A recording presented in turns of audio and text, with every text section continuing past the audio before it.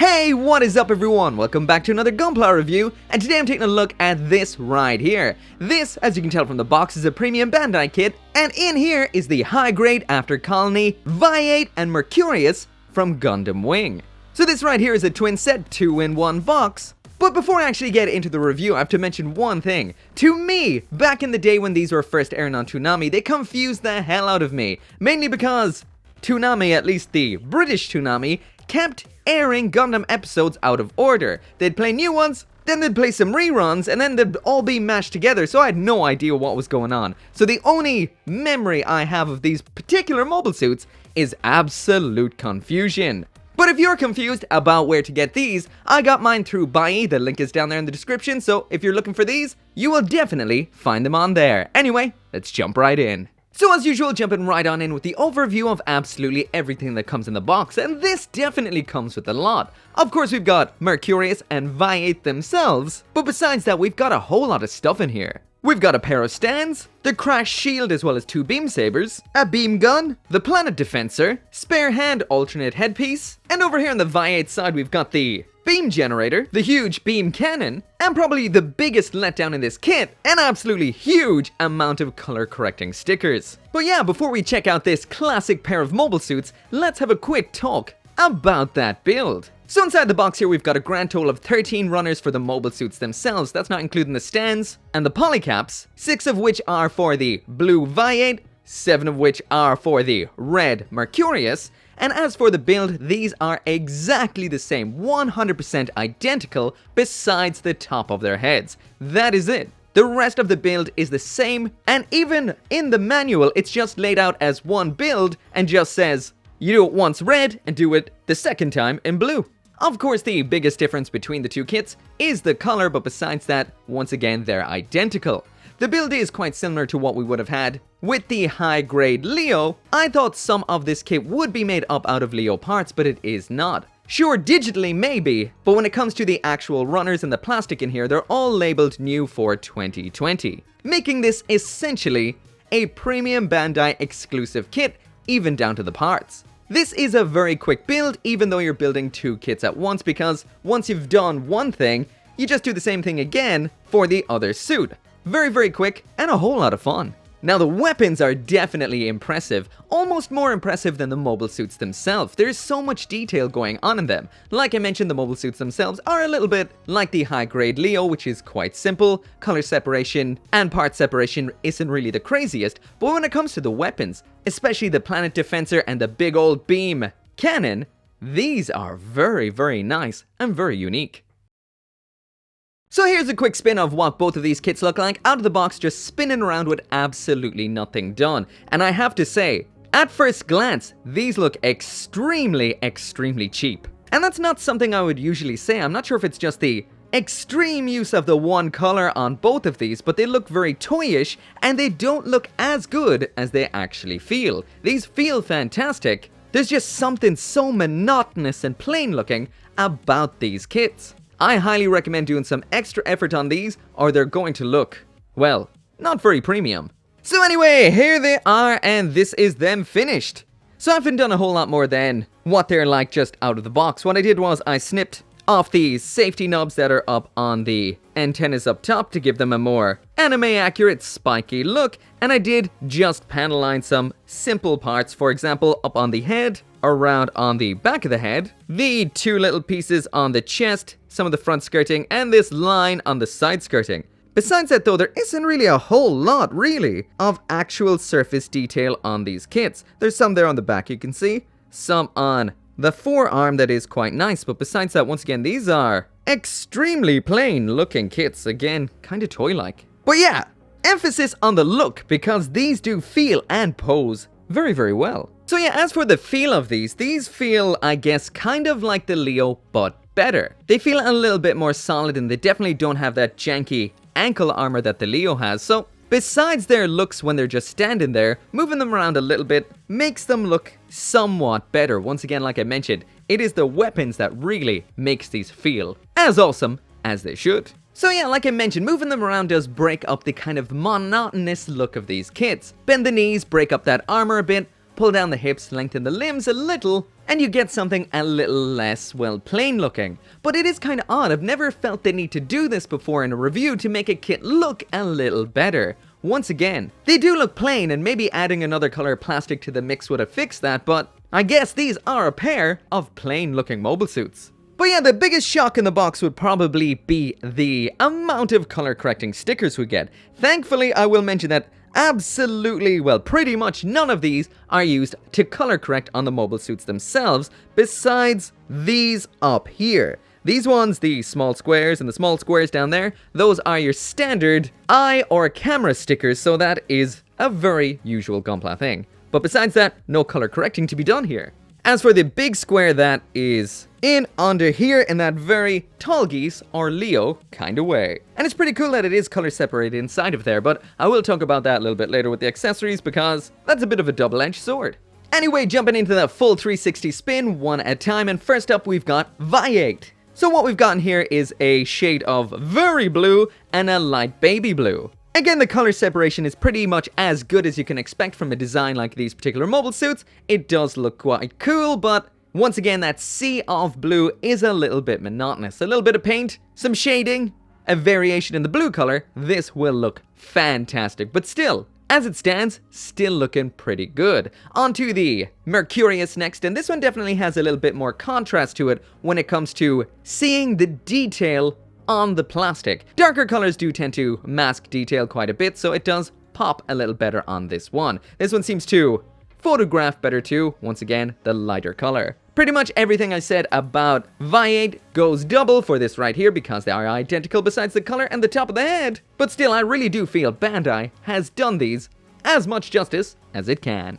So onto a size comparison, and there they are side by side with a standard Gundam, so in and around the usual Gundam wing height. There they are beside a bigger Gundam, which is Gundam Hejiroboshi from Iron-Blooded Orphans. How big they'd be standing side by side with Earth 3, as most mobile suits are completely dwarfed by New Gundam. And finally, there they are side by side with the real grade tall geese. So now, moving on to the build and the articulation, and we talked about the build already, I'll pop that up on the build channel. These are extremely solid kits. I do find the hip joint tends to pop out a little bit in here if you use it a lot, so it just needs to be pushed back in. But besides that, these are rock solid pretty much all the time. There goes that hip. Get in there, and hey. So yeah, it's that little bit in there that likes to pop out. Just give that a push in, and it should hold. Let's see. No, he still wants to kick that leg, in particular. Anyway, from the head down. So compared to the high-grade Leo, these have a legit neck going on in there. So that is the head all the way up, the head all the way down, and it's got that giggity-giggity-giggity-goo that the Leo does not. Head side to side, that'll go all the way around. The arm can move forward here at the shoulder. That is not a polycap, that is actual plastic. Full 360-degree spin. Arm all the way up, that likes to pop out occasionally. Let's try that again. Arm all the way up. Tags in. Full rotation at the upper arm. Next up, the bend at the elbow. Good, not fantastic. Ball joint wrist. At the waist here, it's a pair of polycap balls, so fairly usual. When it comes to the ab crunch, this doesn't really net us a whole lot about there. That's what it looks like from the back. So that is there to there, so not a lot. Rotation is all the way around. Do we have side to side? Yeah, side to side. Not bad, not great. Switching them out. This bit right here is on a ball joint, so I can tilt ever so slightly side to side, but I think that is it. Ball joint on the side skirting armor. We've got a swing down mechanism inside the hips here. Kind of looks like what you'd see in a 30-minute mission, but isn't as good as in a 30-minute mission. So from there to there, likes to get loose up here. As for the kicks, switching out. There is the kick all the way up to the front, and now I can see why this can tilt slightly. Seems like that is all we can get. As for out to the back, that is also very blocked. Loose joint. Maybe I should give out about polycaps less. Anyway, there's that kick all the way out to the back. You actually need to push the hip all the way forward to get to the back. And the front, no. Anyway, can it do the splits? Not with those big old hips. That armor does get in the way. Next up, the rotation at the upper leg also gets blocked by that big armor. But if you angle it, yeah, you can get it all the way around. Up in the top here, just like we'd see in a 30-minute mission as well, it's a ball and socket in there with a polycap ball. That also gives us a little bit of a curve to that, which I think is pretty cool. As for the bend at the knee, that is 1, 2 jointed. It's a fine build style knee. Actually, it's a little different. I'll pop that out so you can see. So that looks like a fine build system joint, but it's not necessarily. It's a simpler kind of design. No back needs to be slid onto this. It just kind of clips on extremely simply like that. So as for at the ankle, there it is all the way to the front. This armor is on a ball joint, so that does mean it moves out of the way slightly. There it is all the way to the back. As for the side to side pivot, it is okay, not great. This little segment can pop like this when you're leaning forward, which is pretty cool. Ball joint tilt here, not a whole lot, just a little bit. And no bend at the toe. So yeah, when it comes to the articulation, it is okay, not great. Definitely not posing masters by any means. But then again, it could be a whole lot worse, and they are nice and solid. So now jumping back to the video once again, just to see absolutely everything that came in here, because it's time for those accessories. We're going to start right off with Vayeate. So before we take a look at the weapons, we've got some extra parts in here. We've got a top of a head and a hand. The 2 hands we've seen so far, the standard block hole holding hands. The alternate one we have is a widespread open hand, but the cheap bastards over at Bandai, they only gave us the one back of a hand, so if you do want to use this hand, you're gonna have to pull the hand back off that other hand and pop it on like so. Not the worst, but honestly, Bandai would have break the bank to include 2 extra squares of plastic. As for the alternate heads, here's the standard one we've been looking at the entire time so far. To pop it off, it just comes off simple as that. Alternate part just pops on like this, and this is weird. So I did mention this at the beginning of the review, so this is missing some color up top, but you do get to see the color separation inside, which is a double-edged sword, definitely. There are stickers included for this, or should I say a sticker, that is this blue one right here. And the pink one, of course, is for using with Mercurius. So yeah, this alternate head section opens up the full sensor inside of the head in that almost open mouth kind of way. But yeah, personally, I much prefer the other one, so that one's staying on. It's nice and color separated and looks cool. So next up, we've got the segments that make up the beam cannon. First up, we've got the beam generator around here, which is quite a unique piece of equipment, definitely. I've seen a lot of gunpla, but nothing quite like this. First off, it can flip open just like so. It is not color separated inside. All of those big old yellow stickers are meant to be used in there. Apparently this is a nuclear reactor surrounded by a Minovsky particle accelerator that can close up like this. Looks like that's a handle up top. Around the back we've the arm for attaching it to Vayeate. And then we've got this segment here which can pop off like so on this flexible wire right here. Next up then is the business end of the beam cannon right here. This has a lot going on, a lot of nice detail. This is just 2 colors, light gray and dark gray, and this is one hell of a weapon. The sight there is meant to be in that metallic pink like we're seeing right here, but for one reason or another, I totally forgot to use it. But judging from this where I used the green one on, yeah, it wouldn't have looked all that great anyway. This kind of looks like a sweet or a candy wrapper. Not awesome. But back to what is awesome, and that is the generator and cannon. So let's get this set up on its back. So in order to do that, we've got a little peg hole here onto this peg like that right there. So this does move around quite a bit, very impressive. Same goes with this right here that pops onto this ball segment right here like that. Anyway, there's an example of what everything looks like stored up on the backpack, so that is very, very cool. And what is even cooler is, it can all seamlessly come around to the front, well, besides this little bit. My memories of these particular mobile suits are quite vague, so is this a handle up top? Because it kind of looks like he can pull it up, reach up and grab it, when his arm doesn't fall off. Reach up and grab it, something like that. Either that or the handle is for old Mercurius-chan here to hitch a ride. So even though the instruction says to actually detach this big old cannon from its back before setting it all up in the firing position, you can actually swing it all forward seamlessly from behind, which is pretty cool. If you take enough care, you can squeeze it around just the right way, flip the right things, pop it into the hand, and line it up perfectly, which is pretty cool. No part swapping whatsoever. Then just detach the power supply segment from the generator. Get it on in under here like that. Pop it open, I assume to let some of that nuclear heat out.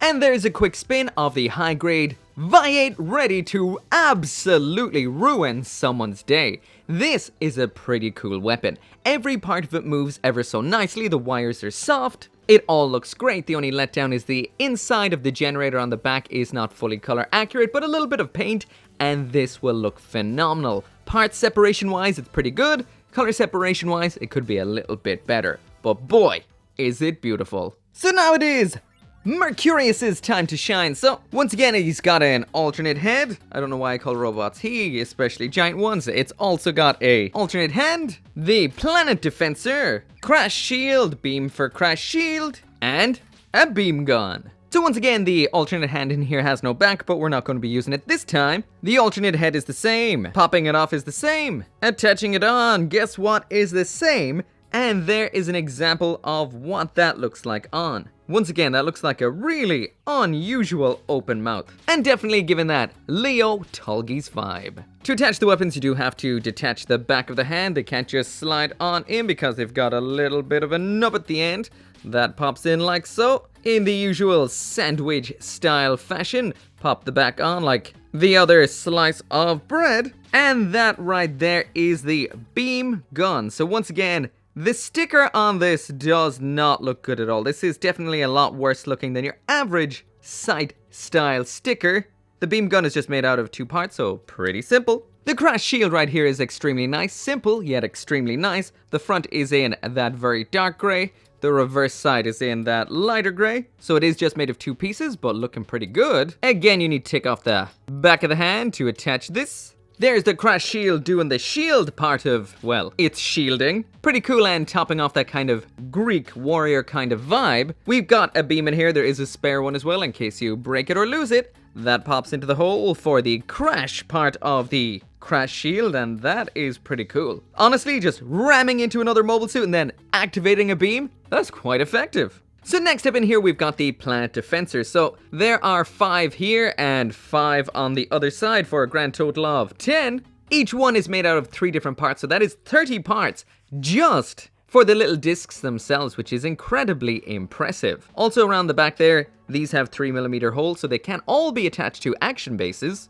We also have the pretty cool addition of custom stands for using these with, but let's pop them on. Actually, let's pop them on the stands first. So these feature a very intelligent design, and actually Bandai put more time and effort into these than I actually expected that they would. This part here is just their holder that pops onto the back here, so I might as well just leave it on there. But yeah, Bandai put a lot of detail into these. These are each 3 parts each and feature a bit of a moving segment. So each of these features 2 little attachment points. One of these can actually rotate pretty much all the way around. So from there all the way, clicking through positions to down there. And this holds together very well. So that does mean you can move this to the side, attach another one in there, because where there are no pegs, there are attachment points. So I don't know if you can put a whole bunch onto the one. I assume you can because they kind of already were. This has a lot of potential, especially in customs. So yeah, our choices here are the storage option, which is like this. That just pops onto the back here like so. Actually, that is the wrong side. Let's swip them back. Swip, because swip is a verb. There we go. And that can move like this, that, and under like so. So once again, these may look like simple kits, but they are not simple kits. So other choices we have here are racking them up on the little stand like so. So you can position them both sides. So by both sides, you can imagine them on both sides. I'm not doing it. But yeah, on both sides of Mercurius, like the drums of the Japanese god of lightning, or should I say Japanese god of thunder, Raijin. So that is pretty cool. You can also throw them all up on top, just like this. So you can kind of get a different style of curve to that defensor. So once again, this kit comes with some cool accessories. If that is not enough, of course there is more. Just start attaching them all together like this. And you can chain them all together. Once again, this is only half of them, not all of them. This does now feature some articulation. It's easier just to take the peg, and push it as opposed to try to push the individual discs. So this is really cool. I love these. Now let's get them onto Mercurius. Attaching them all together, once again, it is very simple. They all attach together like this. They lock together perfectly, and these are very robust little discs. I have to say, and I've said it so many times before, these are very impressive. Also, this is just out of my own curiosity. The beam looks exactly the same, or should I say the hole for the beam over here looks exactly the same as the hole over here. So can you pop this in here for shooting effects? Yeah, pretty much. There's your pew pew pew right there. So anyway, that right there is it for the review, and these are very deceptive little kits right here. They look so simple. Once again, it is probably because of that mass of a singular color on both of these that kind of makes them look a little bit toyish and cheap at first glance. These definitely will need a little bit of effort not to look like that, but once again, this is a deceptive simplicity, because once you get them in your hand, you'll realize they feel great. Robust, tough, sure the shoulders might pop out every now and then, but not that often. They can definitely pose quite well, not the greatest, but hey, I don't remember Mercurius and Vayeate doing yoga, so not the biggest deal. But the accessories in here, these are fantastic. These are so much better than I expected them to be. The detail's great, the build quality's great. Actually, these kits are so good and, well, pretty much brand new from the ground up. These definitely 100% should have been full releases, not just P-Bandai kits. Either way, if you are thinking of getting them, can find them at a decent price, I say definitely go for them. If you're a fan of Gundam Wing, you love these suits, then you will love these kits. Anyway, as always, thank you so much for watching. This video would not have been possible without BUYEE, so link in the description. As always, make sure to come back for more Gunpla reviews, and I will see you next time.